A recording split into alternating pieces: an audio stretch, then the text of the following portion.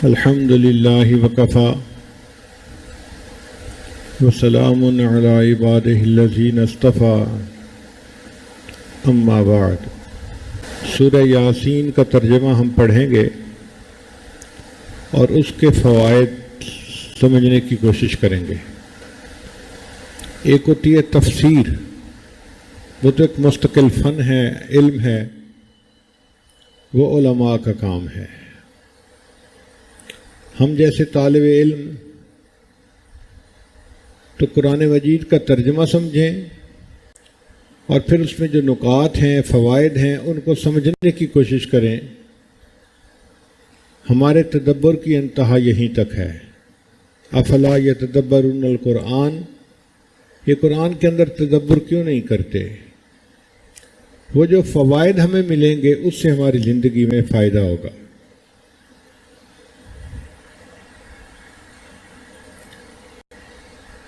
قرآن مجید کی یہ سورت جس کو سورہ یاسین کہتے ہیں،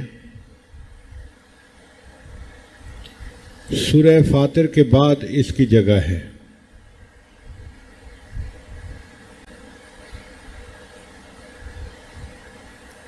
یاسین والقرآن الحکیم،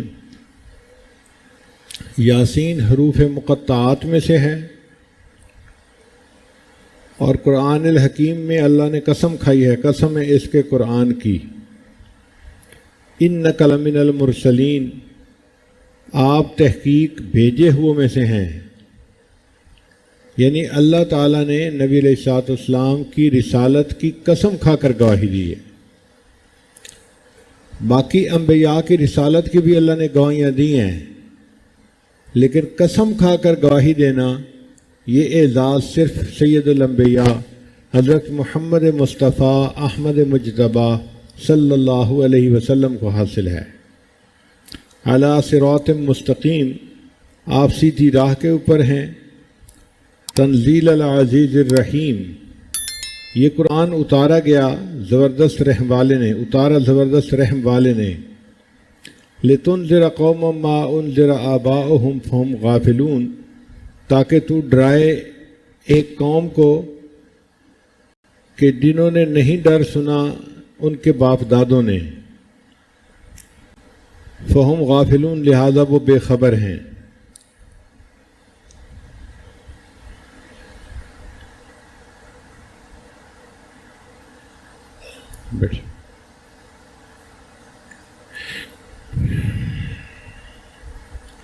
عربی زبان کے 29 حروف ہیں، ان کو حروف تہجی کہتے ہیں۔ ان میں اگر الف اور حمزہ اس کو ایک سمجھا جائے تو کل 28 بنتے ہیں، پھر 28 بنتے ہیں۔ ان 28 میں سے 14 حروف حروف مقطعات میں استعمال ہوئے ہیں۔ ان کا علم اللہ تعالیٰ کے پاس ہے، یا اللہ نے اپنے پیارے حبیب صلی اللہ علیہ وسلم کو عطا کیا، یا اپنے پیارے اولیاء میں سے جس کو چاہا عطا کیا۔ چنانچہ امام ربانی حضرت مجد الثانی رحمۃ اللہ علیہ اپنے مکتوب میں لکھتے ہیں کہ اللہ تعالیٰ نے مجھے حروف مقطعات کا علم عطا فرمایا، اور جن دنوں یہ علم مجھے مل رہا تھا پورے سرہند شہر کے اوپر فرشتوں کا پہرا تھا کہ شیطان شہر میں ہی داخل نہ ہو سکے۔ اتنی حفاظت کے ساتھ ان کو حروف مقطعات کا علم عطا کیا گیا۔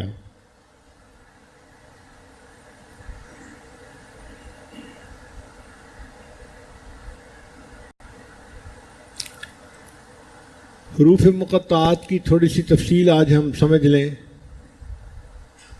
اس کے 3 حصے ہیں۔ پہلا ہے الف سے زال تک، یہ 9 حروف بنتے ہیں، الف با تا سا۔ اگر گنے تو الف سے زال تک کتنے بنتے ہیں؟ 9 حروف بنتے ہیں۔ ان میں الف اور ہا یہ 2 حروف استعمال ہوئے اور باقی 7 حروف کو چھوڑ دیا گیا۔ پھر اس کے درمیان وسط کے حروف ہیں، وہ را سے لے کے غین تک بنتے ہیں۔ یہ کل 10 حروف ہیں. را سے لے کے غین تک کتنے حروف ہیں؟ 10 حروف ہیں.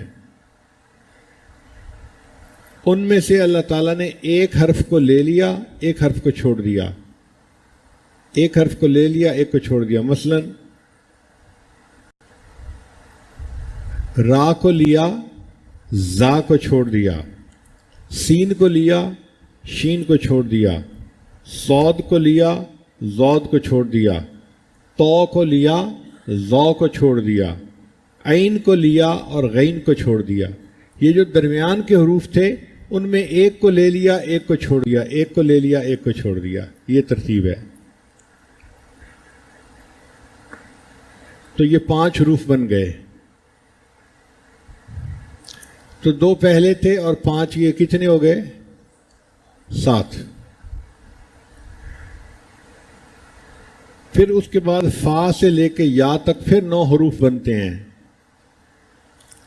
ان میں سے 2 حروف کو چھوڑ دیا، فا کو اور واو کو، اور 7 کو لے لیا گیا. تو کتنے بن گئے؟ 7 اور 7 14 بن گئے. یعنی حروف تہجی کے 3 حصے بنیں گے. پہلے 9 حروف کا ایک حصہ بنے گا، اس میں سے اللہ تعالیٰ نے دو حروف کو استعمال فرمایا، 7 کو چھوڑ دیا. جو استعمال ہوئے وہ الف اور ہا تھے، اور 7 کو چھوڑ دیا. پھر جو آخری حصہ تھا وہ تھا فا سے لے کے یا تک. اس میں اللہ تعالیٰ نے 2 کو چھوڑ دیا اور 7 کو لے لیا. جن کو چھوڑا وہ تھے فا اور واو. تو 7 اور 2 9 گئے. باقی درمیان کا وسط کا حصہ رہ گیا. وسط کے حصے میں 10 حروف بنتے ہیں، را سے لے کے غین تک. اب 10 میں سے ایک لیں، ایک چھوڑیں تو کتنے بنتے ہیں؟ 5 بنتے ہیں. تو 9 اور 5 14. تو کل 14 حروف مقطعات میں استعمال ہوئے ہیں. اب اس میں بھی کوئی نکتہ ہے کہ 14 حروف کیوں استعمال ہوئے؟ وہ اس لیے کہ ان حروف مقطعات نے پوری انسانیت کو لاجواب کر دیا. اللہ تعالیٰ نے فرمایا کہ دیکھو جو زبان تم بولتے ہو انہی حروف سے بنی ہوئی زبان میں یہ قرآن میں نے اتارا ہے. تو آدھے حروف سے میں اپنے قرآن میں استعمال کر رہا ہوں اور باقی 14 حروف تمہارے لیے چھوڑ رہا ہوں. تم باقی 14 حروف سے اس کے مقابلے کی کوئی صورت بنا دو یا کوئی کلام بنا کر دکھا دو.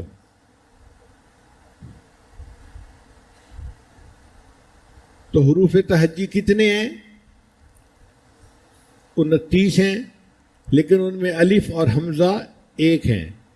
تو اس لحاظ سے کتنے ہو گئے؟ 28 ہو گئے. ان 28 میں سے کتنے حروف استعمال ہوئے ہیں حروف مقطعات میں؟ 14 حروف استعمال ہوئے. اس کی ترتیب کیا ہے؟ 3 حصے بنائے گئے. پہلا حصہ ہے الف سے لے کے زال تک. الف سے لے کے زال تک. ان میں سے 2 حروف استعمال ہوئے اور 7 کو چھوڑ دیا گیا. دوسرا حصہ ہے آخری فا سے لے کے یا تک. یہ بھی 9 حروف ہیں.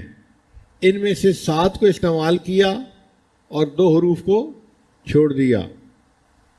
تو 7 اور 2 9 ہو گئے. پھر وسط کا حصہ، درمیان کا حصہ رہ گیا، وہ 10 حروف بنتے ہیں. ان 10 حروف میں سے اللہ تعالیٰ نے ایک حرف کو لیا، ایک کو چھوڑا، ایک کو لیا، ایک کو چھوڑا.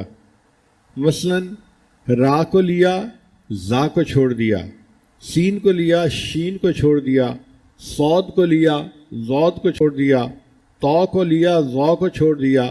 عین کو لیا اور غین کو چھوڑ دیا. تو یہ 5 حروف ہو گئے. تو کل 14 حروف بنتے ہیں جو قرآن مجید میں استعمال ہوئے ہیں.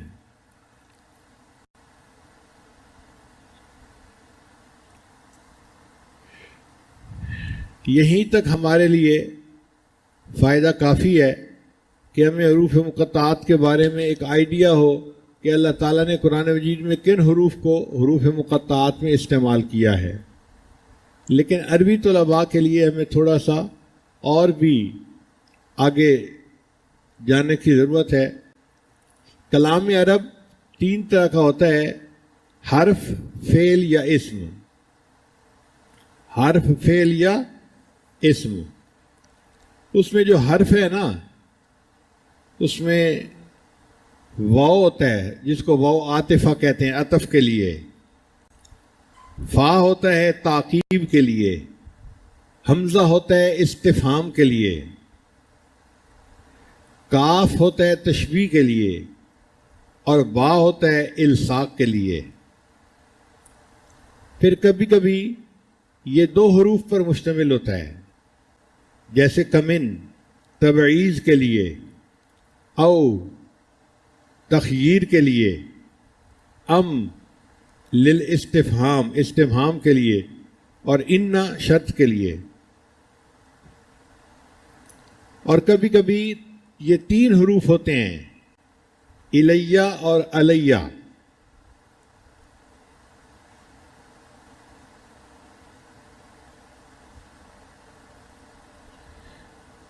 جو اسم اور فعل ہے وہ بھی 3 حروف پر ہوتے ہیں،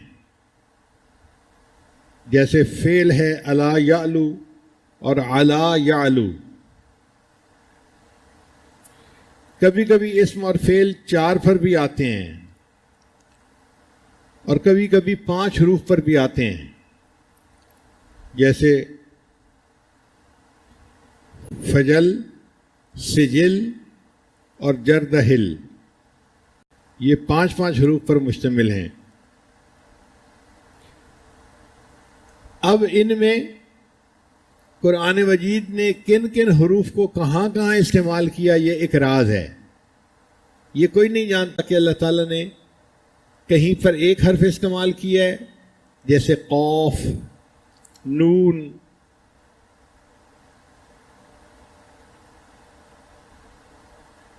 طا، اور کہیں کہیں پہ 2 حروف استعمال ہوئے ہیں، جیسے حامیم.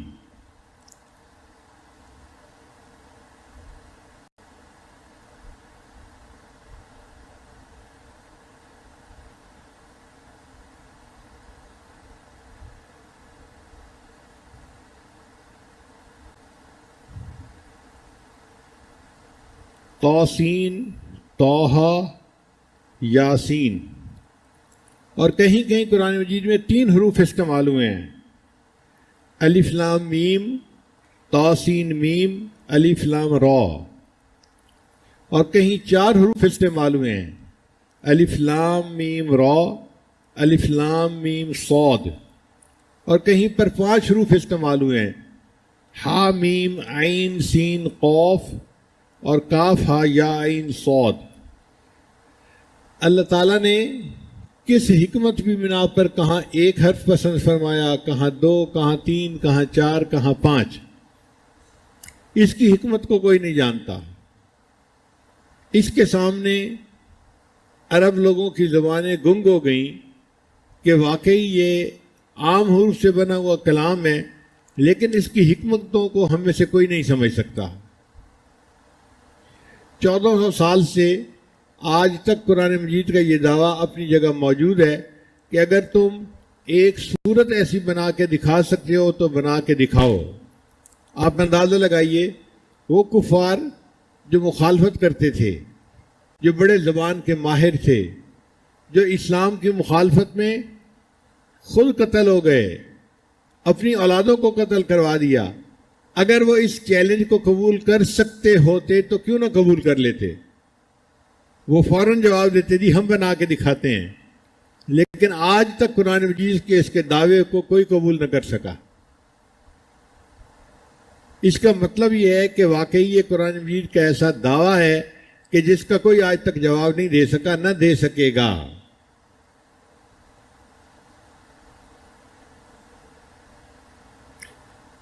بعض مفسرین نے کچھ حروف کے معنی بیان کیے ہیں سمجھنے کی خاطر.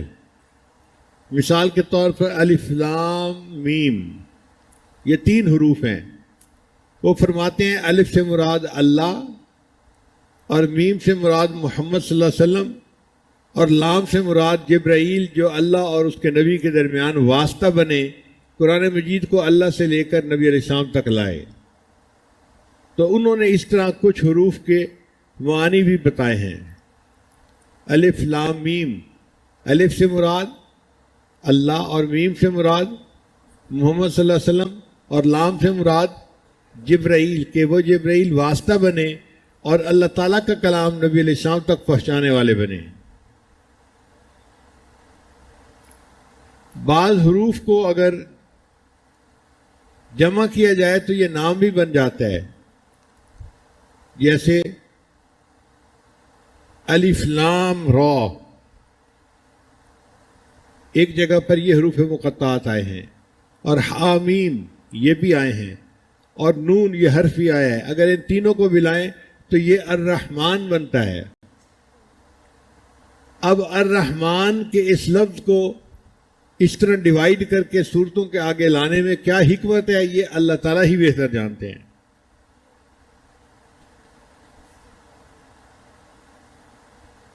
سچی بات تو یہ ہے کہ یہ حروف اللہ اور اس کے پیارے حبیب صلی اللہ علیہ وسلم کے درمیان اشارات ہیں، یہ راز ہیں۔ جہاں محبت کا تعلق ہوتا ہے نا، وہاں پہ پورا لفظ بولنے کی ضرورت نہیں ہوتی، ایک حرف ہی پیغام پہنچا دیتا ہے۔ ایک شاعر تھا، اپنے محبوب کے ساتھ جا رہا تھا تو محبوب کی سواری آگے نکل گئی، تو اس نے اس پر شعر کہا، لا تحسبی ان نسینا الایجاف، کہ تو یہ نہ سمجھ کہ ہم اونٹ کو دوڑانا بھول گئے ہیں۔ فقلت لہا کفی فقالت لی کاف، میں نے اسے پکارا کفی، کف کہتے ہیں رک جانے کو، اگر مرد ہو تو کف کہیں گے، اگر عورت ہو تو تسنیہ کا صیغہ کفی کہیں گے۔ تو میں نے کہا کہ رک جاؤ، تو اس نے مجھے کہا کہ تمہیں پورا لفظ بولنے کی کیا ضرورت ہے، اگر کفی کہو گے تو سب سمجھ جائیں گے کہ تم رکنے کا اشارہ کر رہے ہو، تم اگر صرف کاف ہی کہہ دیتے تو میں تمہارے پیغام کو سمجھ جاتی۔ تو پورا لفظ بولنے کی ضرورت نہیں، ایک حرف بولنا کافی ہے۔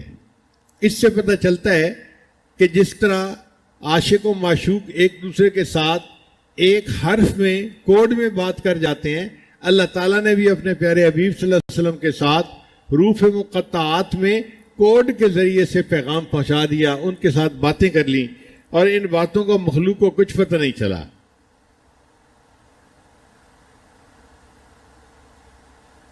البتہ اتنی بات ہے کہ جتنی صورتوں کے سامنے جتنی صورتوں کے شروع میں الف کا حرف آیا ہے، اس صورت میں قرآن مجید کا تذکرہ ضرور ہوا ہے۔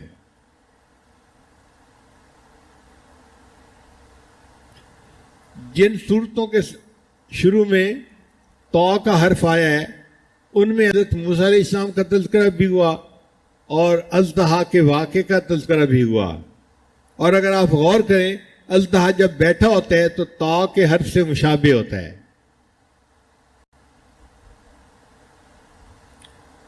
اور جس صورت کے شروع میں نون آیا ہے اس کے بعد قلم کا تذکرہ آیا ہے۔ اگر آپ دیکھیں تو نون کا جو حرف ہے نا، وہ دوات کی مانند نظر آتا ہے، جیسے دوات کی شکل ہوتی ہے، نون کا حرف اس طرح لکھا جاتا ہے۔ تو جہاں نون کا حرف آیا وہاں اللہ نے قلم کا بھی تذکرہ کر دیا۔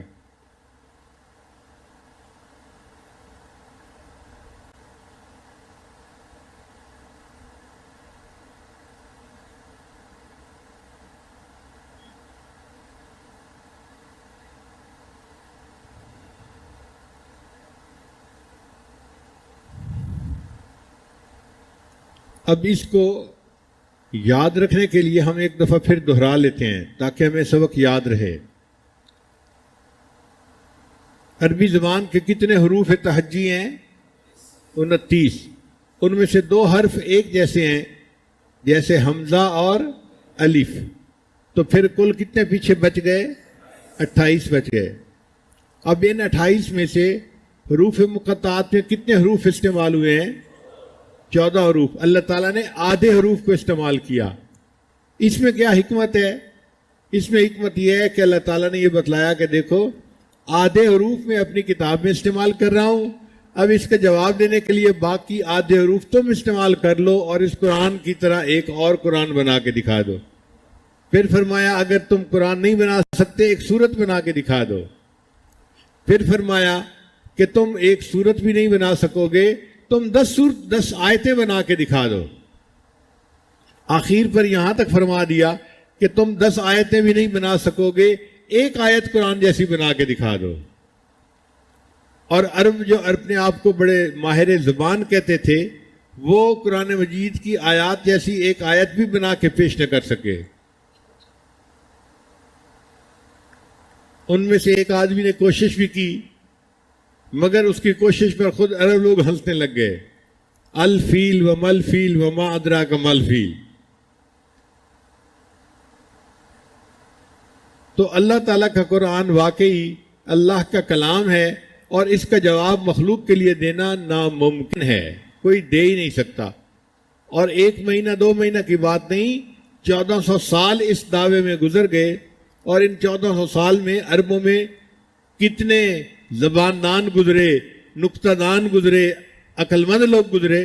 اگر یہ کام کر سکتے ہوتے تو وہ کر چکے ہوتے اب تک، مگر آج تک کوئی نہ کر سکا. یہ قرآن مجید کی حقانیت کی کھلی دلیل ہے. اب یہ 14 حروف اللہ تعالیٰ نے کیسے پسند فرمائے؟ تو حروف مقطعات کے 3 حصے ہیں.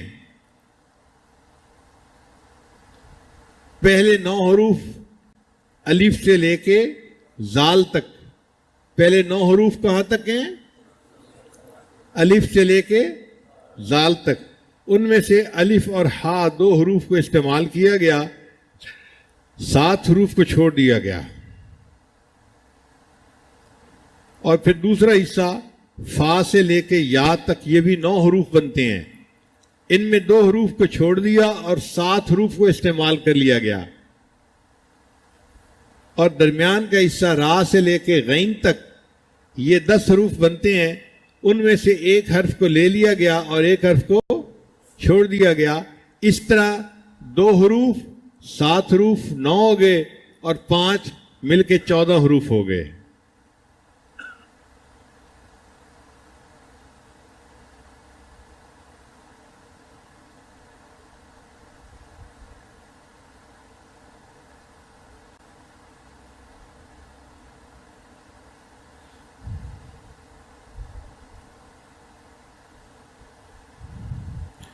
مفسرین نے لکھا ہے کہ یہ حروف مقطعات اللہ اور اس کے پیارے حبیب صلی اللہ علیہ وسلم کے درمیان راز کی باتیں ہیں، مگر کہیں کہیں جو مفہوم سمجھ سکی عقل، انہوں نے وہ بھی لکھ دیا ہے. جیسے الف لام میم حروف مقطعات ہیں، تو ان کا انہوں نے معنی کیا لیا؟ الف سے مراد اور میم سے مراد محمد صلی اللہ علیہ وسلم، اور لام سے مراد، اور جبرائیل واسطہ بنے اللہ اور اس کے محبوب کے درمیان. وہ اللہ کے کلام کو اللہ سے لے کر ان کے پیغمبر اسلام تک پہنچانے کے لیے آئے. تو الف لام میم اس کا یہ مفہوم انہوں نے نکالا. بعض حروف مقطعات کو ملائیں تو پورا لفظ بھی بن جاتا ہے، جیسے الف لام را، حامیم اور نون. ان حروف مقطعات کو ملائیں تو الرحمن کا لفظ بنتا ہے. اب اللہ تعالیٰ نے اپنے اسم گرامی الرحمن کو مختلف صورتوں کے آگے کس طرح تقسیم فرمایا، اب اس کی حکمت کو اللہ ہی بہتر جانتا ہے، ہماری عقلیں نہیں اس تک پہنچ سکتی. سب سے بہتر جواب یہی ہے کہ یہ حروف مقطعات اللہ اور اس کے محبوب صلی اللہ علیہ وسلم کے درمیان اشارات ہیں، راز ہیں، میان عاشق و معشوق رمزیست کرامن کاتبی راہم خبر نیست. عاشق اور معشوق کے درمیان کچھ ایسے اشارات ہوتے ہیں کہ وہ آپس میں ایک دوسرے کو پیغام پہنچا جاتے ہیں، اور اس کا فرشتوں کو بھی پتہ نہیں چلتا. اس کے لیے ایک شعر ہے کہ شاعر نے اپنی محبوبہ کو روکنے کے لیے کہا کیفی، اس نے آگے سے کہا کاف. پورا حرف بولو گے، لفظ بولو گے تو لوگ سمجھ جائیں گے تم کیا کہنا چاہتے ہو. تم نے مجھے پیغام پہنچانا ہے نا، تو صرف ایک حرف بول دو کاف، تو میں سمجھ جاؤں گی تم مجھے رکنے کے لیے کہہ رہے ہو. فقلت لها قفی فقالت لی کاف.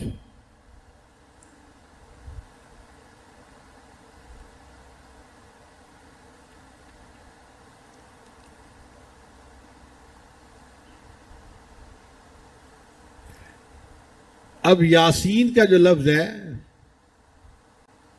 اس کے بارے میں مفسرین کے کچھ اقوال ہیں. بعض فرماتے ہیں کہ یہ یا انسان کا معنی رکھتا ہے. انسان کی اس میں تصغیر بنائے نا تو انیسین بنتی ہے، تو اس میں سے انہیں کو نکال کے اس کی جگہ حرف یا ندا لگا دو تو یاسین لفظ بن جائے گا. تو یہ گویا یا انسان کا لفظ ہے. بعض نے کہا کہ نہیں، یہ اللہ تعالیٰ کے ناموں میں سے ایک نام ہے اور اس کی حقیقت کو اللہ بہتر جانتے ہیں. اسی وجہ سے امام مالک رحمۃ اللہ فرماتے تھے کہ یاسین لفظ نام رکھنا بندے کے لیے جائز نہیں ہے. امام مالک رحمۃ اللہ فرماتے تھے، مگر علماء نے اس میں آسانی کر دی. وہ کہتے ہیں کہ اگر کوئی یاسین نام رکھے تو یاسین اس طرح لفظ نہ لکھے جس طرح قرآن مجید میں لکھا ہوا ہے، بلکہ یا اور الف ساتھ ملائے اور آگے سین لکھ دے. تو قرآن مجید کی آیت ہے سلام علی الیاسین، تو الیاسین کے اوپر پھر یاسین کا لفظ کہنا جائز ہو جائے گا. تو جن لوگوں کے نام یاسین ہیں وہ یاسین جو سورہ یاسین آگے ہے اس طرح نہ لکھیں، بلکہ الف کے ساتھ لکھیں تاکہ الیاسین کے وزن پہ ان کا نام بن جائے.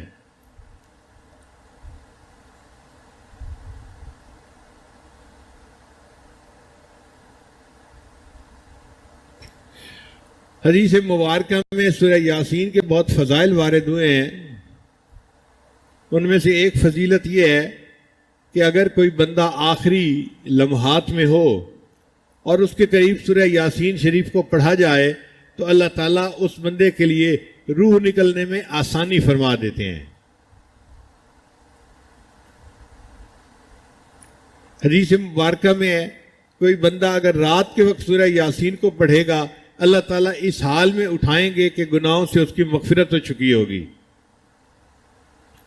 اور اگر کوئی بندہ دن میں سورہ یاسین کو شروع میں پڑھ لے گا اللہ تعالیٰ پورے دن کے کاموں میں اس بندے کی مدد فرمائیں گے، آسانی ہو جائے گی.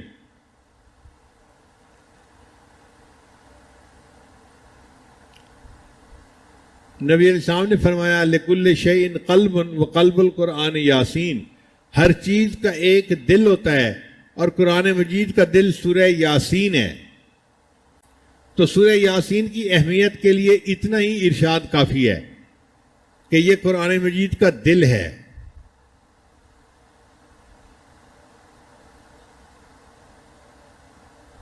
ایک حدیث مبارکہ میں یہ بھی ہے کہ اللہ تعالیٰ جنت میں جنتیوں کے سامنے قرآن مجید کی تلاوت فرمائیں گے. تو مفسرین نے لکھا ہے کہ اللہ تعالیٰ سورہ یاسین کی تلاوت فرمائیں گے.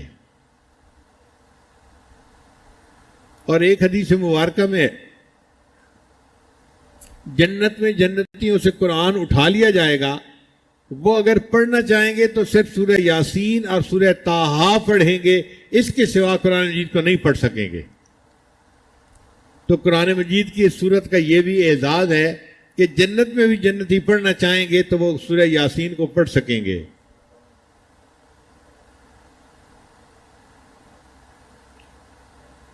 میں نے اپنے والدین کے زمانے میں سورہ یاسین کو بہت کثرت سے گھر میں پڑھتے ہوئے دیکھا ہے. گھر میں کوئی پریشانی آتی، کوئی مسئلہ آتا تو میرے والد صاحب فرمایا کرتے تھے کہ سورہ یاسین کو مبینوں کے ساتھ پڑھو. قرآن مجید میں 7 مرتبہ مبین کا لفظ استعمال ہوا ہے. شروع سے پڑھنا شروع کریں، پہلے لفظ مبین تک پڑھیں، پھر شروع کریں، پھر دوسرے مبین لفظ تک، پھر تیسری مرتبہ شروع کریں، پھر تیسرے مبین لفظ تک، پھر چوتھا، پھر پانچواں، 7 اس طرح کر کے پڑھیں اور پھر دعا مانگیں. تو میرے والد صاحب فرمایا کرتے تھے کہ دعا قبول ہوتی ہے، اللہ تعالیٰ پریشانی کو دور کر دیتے ہیں. میں نے اپنے بچپن میں اپنے والدین کو سینکڑوں مرتبہ مبین کے ساتھ سورہ یاسین پڑھتے ہوئے دیکھا ہے. پھر جب بڑے ہوئے تو حضرت مرشد عالم رحمۃ اللہ کے پاس حاضری ہوئی تو حضرت مرشد عالم رحمۃ اللہ بھی جب کبھی کوئی پریشانی آ جاتی تھی تو سورہ یاسین کو مبین کے ساتھ پڑھنے کا حکم فرماتے تھے. تو جو عمل والدین میں نے زندگی میں دیکھا تھا بچپن میں، اس کو جوانی میں اپنے شیخ کی زندگی میں بھی دیکھا. تو مشائخ کے ہاں یہ معمول رہا ہے. بہت سارے لوگ پریشانیوں کا شکار ہوتے ہیں اور پھر عملیات والوں کے پیچھے بھاگتے ہیں. عملیات والوں کے پیچھے جانے کی ضرورت نہیں. زندگی کی پریشانی کے لیے سورہ یاسین کو مبین کے ساتھ پڑھ لیا جائے تو کفایت کرتا ہے. بعض لوگ مل کے 40 مرتبہ سورہ یاسین پڑھ لیتے ہیں تو اللہ تعالیٰ اس کی وجہ سے بھی دعاؤں کو قبول فرما لیتے ہیں. ہم نے رائے ونڈ میں بھی یہ عمل دیکھا. کئی مرتبہ جماعت کے اکابر کہتے تھے کہ جی حالات اچھے نہیں، پریشانی آ گئی تو سب لوگ 40 مرتبہ سورہ یاسین شریف پڑھ لیں. تو 40 مرتبہ سورہ یاسین شریف پڑھ کے دعا مانگی جاتی تھی. اللہ تعالیٰ دعا قبول فرما لیتے تھے، حالات ٹھیک ہو جاتے تھے. تو یہ بزرگوں میں بہت کثرت کے ساتھ عمل ہے.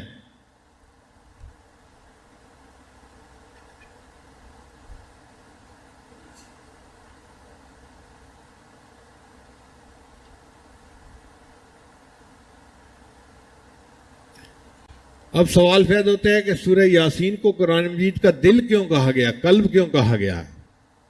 تو مفسرین نے لکھا ہے کہ 3 عقیدے بنیادی ہیں. ایک اللہ تعالیٰ کی وحدانیت کا، ایک نبی علیہ الصلوۃ والسلام کی رسالت کا، اور ایک موت کے بعد حشر نشر، دوبارہ زندہ ہونا اور سوال و جواب کا ہونا. یہ بنیادی عقیدہ ہے. اس سورہ یاسین شریف میں ان تینوں عقائد کے اوپر بات کی گئی ہے. سورہ یاسین شریف میں 3 بنیادی نکات کو کھولا گیا ہے. ایک وحدانیت کو، ایک نبی علیہ السلام کی رسالت کو، اور تیسرا بعثت کو، یعنی مرنے کے بعد جو اٹھنا ہے اور جواب دینا ہے، اس کو کھولا گیا ہے. کیونکہ تینوں بنیادی نکتے اس میں کھولے گئے، اس وجہ سے اللہ تعالیٰ کے محبوب صلی اللہ علیہ وسلم نے اس سورت کو پورے قرآن مجید کا دل کہا ہے.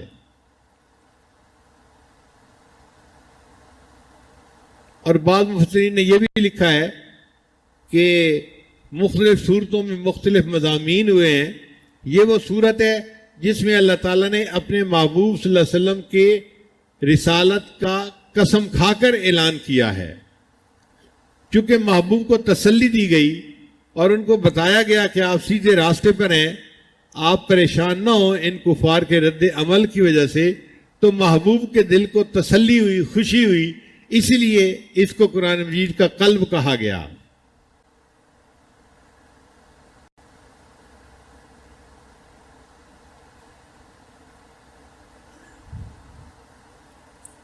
یہ بھی نقطہ ذہن میں رکھیے کہ اللہ تعالیٰ نے قرآن مجید میں جہاں باقی انبیاء کو پکارنا تھا نام سے پکارا، یا آدم، یا نوح، یا ابراہیم،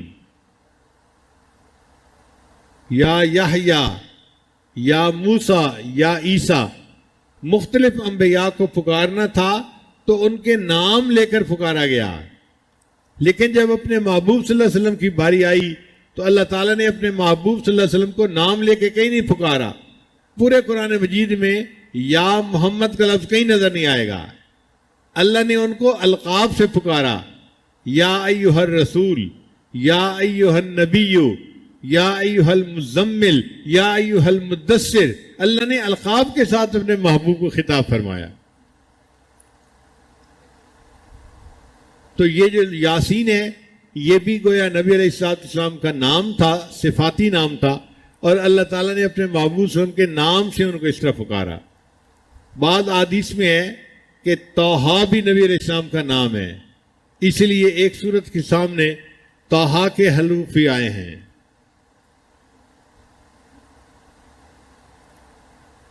تو آج کا درس ہم اسی حد تک رکھیں گے. گویا ہم نے حروف مقطعات کے بارے میں کچھ پڑھا کہ یہ 28 ہیں اور ان میں سے 14 استعمال ہوئے ہیں اور باقی 14 کو اللہ نے چھوڑ دیا مخالفین کے لیے کہ تم اس جیسا کلام بنا کے دکھاؤ. 14 حروف کو میں نے اپنی کتاب میں استعمال کیا اور باقی 14 حروف کو استعمال کر کے تم اس کا جواب لکھ کر بتاؤ۔ مگر قرآن مجید کا یہ دعویٰ ایسا تھا کہ جس چیلنج کو کسی نے قبول نہ کیا، اور آج 1400 سال گزارنے کے بعد بھی یہ بات اپنی جگہ سچ ہے کہ یہ کلام الہی ہے، کسی انسان کا کلام نہیں ہے۔ کسی شاعر کا کلام ہوتا، کسی بندے کا کلام ہوتا تو اور بندے بھی بنا سکتے، لیکن جب کوئی نہ بنا سکا، اس کا مطلب یہ مخلوق کا کلام نہیں، یہ خالق کا کلام ہے، اور مخلوق کے عقل و دانش سے بلند تر ہے۔ کوئی جرات ہی نہیں کر سکتا۔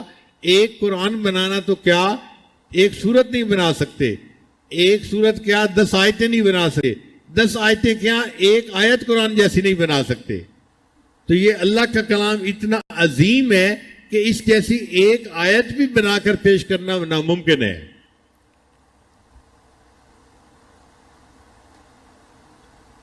پھر یہ جو حروف مقطعات ہیں، یہ اللہ کے محبوب صلی اللہ علیہ وسلم کے اور اللہ کے درمیان راز ہیں۔ جیسے الف لام میم، الف سے مراد اللہ، میم سے مراد محمد صلی اللہ علیہ وسلم، اور لام سے مراد جبرائیل علیہ السلام، کہ اللہ کا پیغام محمد صلی اللہ علیہ وسلم تک پہنچنا تھا، اور پہنچانے والے کون تھے؟ وہ جبرائیل علیہ السلام تھے جو واسطہ بن گئے۔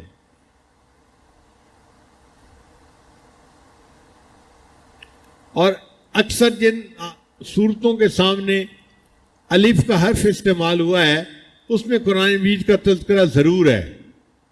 الف لام میم ذالک الکتاب لا ریب فیہ، الف لام را تلک آیات الکتاب المبین۔ تو الف کا جہاں بھی حرف آیا ہے، آگے کی آیات میں قرآن مجید کا تذکرہ ضرور آیا ہے۔ اور جس صورت کے آگے تو کا حرف آیا ہے، اس صورت میں حضرت موسیٰ علیہ السلام کا تذکرہ آیا ہے، یا پھر جو اژدہا کا واقعہ حضرت موسیٰ علیہ السلام کو پیش آیا، اس واقعے کا تذکرہ آیا ہے۔ اگر ہم اژدہا کو دیکھیں تو اس کی شکل دیکھنے میں کیسے لگتی ہے؟ تو کے حرف کی مانند ہوتی ہے۔ اور جس صورت کے سامنے نون کا حرف آیا ہے، اس کے آگے قلم کا تذکرہ ضرور آیا ہے۔ اگر ہم نون کے حرف کو دیکھیں تو وہ دوات کی مانند نظر آتا ہے۔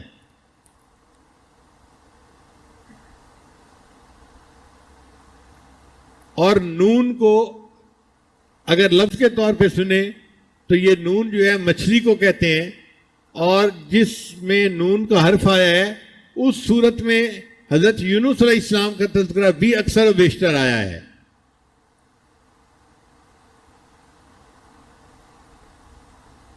بہرحال فیصلہ کن بات یہی ہے کہ یہ حروف مقطعات اللہ اور اس کے محبوب صلی اللہ علیہ وسلم کے درمیان راز ہیں، اور اس کی دلیل یہ ہے کہ عاشق و معشوق ایک دوسرے کے ساتھ اشاروں میں باتیں کر دیتے ہیں، ان کو پورے پورے لفظ بولنے کی ضرورت نہیں پیش آتی۔ میان عاشق و معشوق رمز است، کرامن کاتبین را ہم خبر نیست۔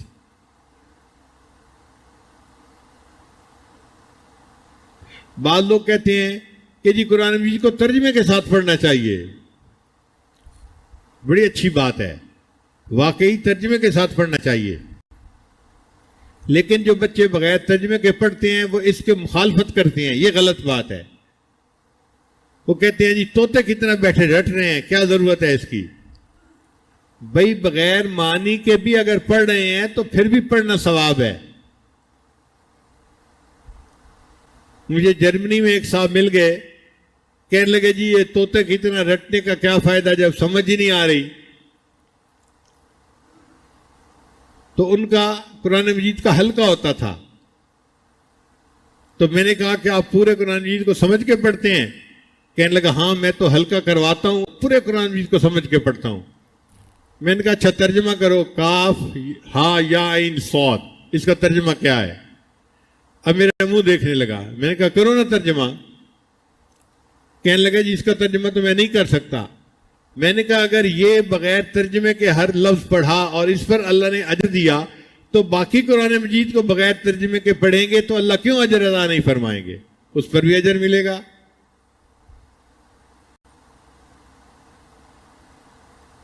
تو قرآن مجید کو سمجھ کے پڑھیں تو بھی اجر ملتا ہے، بن سمجھے پڑھیں تو بھی کلام الہی ہے، پھر بھی انسان کو اجر ملتا ہے، پڑھنا چاہیے۔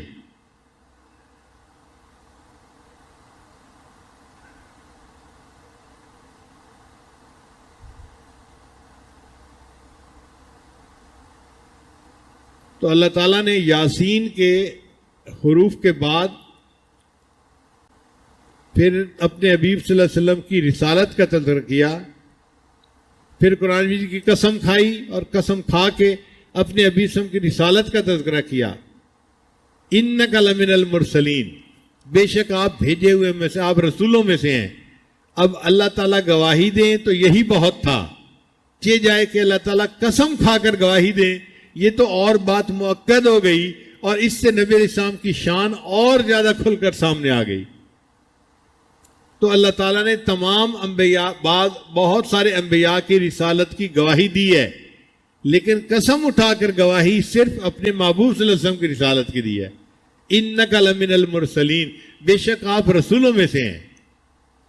اور پھر یہ بھی گواہی دی علی صراط مستقیم، کہ آپ سیدھے راستے کے اوپر ہیں۔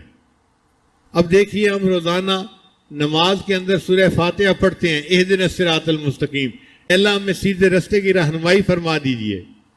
تو کوئی اگر ہم سے پوچھے کہ بھئی سیدھا راستہ کون سا ہے، تو ہم کیا جواب دے سکتے ہیں کہ سیدھا راستہ وہ ہے جو نبی علیہ السلام کی سنت والا راستہ ہے، چونکہ اللہ گواہی دیتے ہیں کہ علی صراط مستقیم، آپ سیدھے راستے کے اوپر ہیں۔ تو نبی علیہ السلام کی سنت کی پیروی والا راستہ یہ صراط مستقیم ہے۔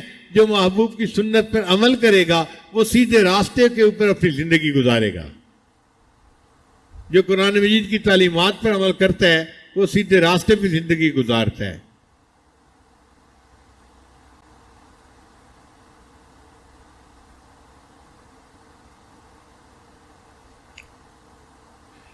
تھوڑی دیر کے لیے مراقبہ کر لیجئے، پھر دعا کر لیں گے۔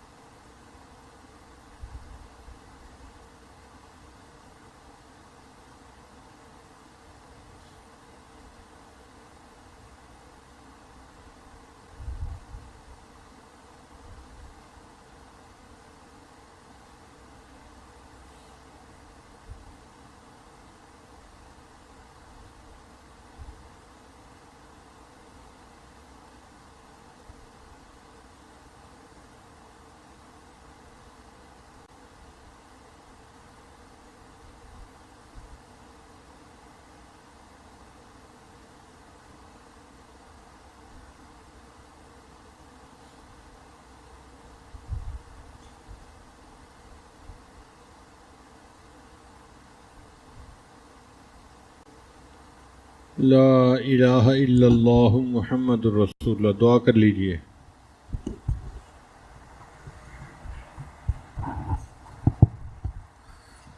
آمین. الحمدللہ رب العالمین والعاقبۃ للمتقین والصلاة والسلام علی رسولہ محمد وعلیہ واصحابہ اجمعین.